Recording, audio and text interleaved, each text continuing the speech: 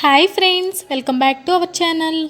ఈరోజు మనం రవ్వ ఊతప్పం ముందుగా ఏమీ ప్రిపరేషన్ లేకుండా అప్పటికప్పుడు ఇన్స్టెంట్గా ఎలా వేసుకోవాలో చూసేద్దామండి. ఈ ఊతప్పం మార్నింగ్ బ్రేక్ఫాస్ట్ లేదా ఈవినింగ్ స్నాక్స్కి పర్ఫెక్ట్గా సెట్ అవుతుంది. అలాగే చాలా టేస్టీగా సింపుల్గా కూడా ఉంటుంది. ఇంకెందుకు ఆలస్యం, టేస్టీ రవ్వ ఊతప్పం ఎలా చేసుకోవాలో చూసేద్దాం. ముందుగా ఒక బౌల్లో 1 కప్ ఉప్మా రవ్వ, 1 టేబుల్ స్పూన్ పెరుగు, 1 టీ స్పూన్ ఉప్పు, 1/2 టేబుల్ స్పూన్ జీలకర్ర, 1/2 టేబుల్ స్పూన్ చిన్నగా కట్ చేసి పెట్టుకున్న అల్లం ముక్కలు, అలాగే 1 కప్ వాటర్ పోసి బాగా కలుపుకోవాలి.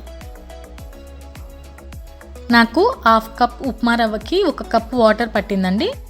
ఇలా బాగా మిక్స్ చేసుకున్న పిండిని ఒక 5 నిమిషాలు పక్కన ఉంచుకోవాలి. ఈ టైంలో మనం స్టవ్ మీద ప్యాన్ పెట్టి 1 టేబుల్ స్పూన్ ఆయిల్ వేసి, ఆయిల్ వేడైన తర్వాత 1 టీ స్పూన్ ఆవాలు, 1 టీ స్పూన్ పచ్చిశనగపప్పు వేసి బాగా కలుపుకోవాలి.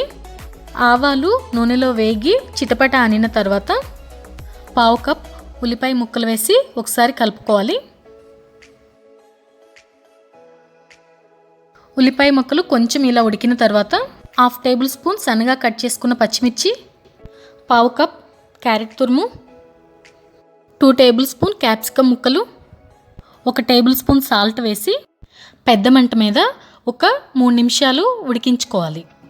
మరీ ఎక్కువగా ఉడకకూడదు, ఆ కర్రీ అనేది పొడి పొడిగా ఉండాలి. నేనైతే క్యారెట్ క్యాప్సికమ్ వేసి చేశానండి. మీరు కావాలనుకుంటే కొంచెం బీన్స్ అలాగే కొంచెం కొత్తిమీర వేసుకొని కూడా చేసుకోవచ్చు, చాలా టేస్టీగా ఉంటుంది. ముక్కల్ని బాగా ఇలా ఫ్రై చేసుకున్న తర్వాత 1 టేబుల్ స్పూన్ పచ్చి కొబ్బరి తురుము వేసి కొబ్బరి బాగా కలిసే వరకు 1 నిమిషం పాటు కలుపుకోవాలి. ఇలా కొబ్బరి ముక్కలు బాగా కలిసే వరకు కలుపుకున్న తర్వాత స్టవ్ ఆఫ్ చేసి ఆ మిశ్రమాన్ని ముందుగా కలిపి పెట్టుకున్న పిండిలో వేసి బాగా కలుపుకోవాలి.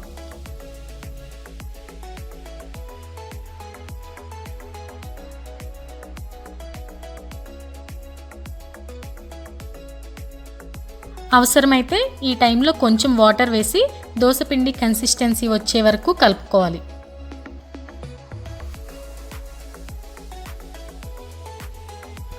ఇప్పుడు స్టవ్ మీద ప్యాన్ పెట్టి కొంచెం ఆయిల్ వేసి మనం కలిపి పెట్టుకున్న పిండిని ఇలా వేసి ఊతప్పంలాగా స్ప్రెడ్ చేసుకోవాలి.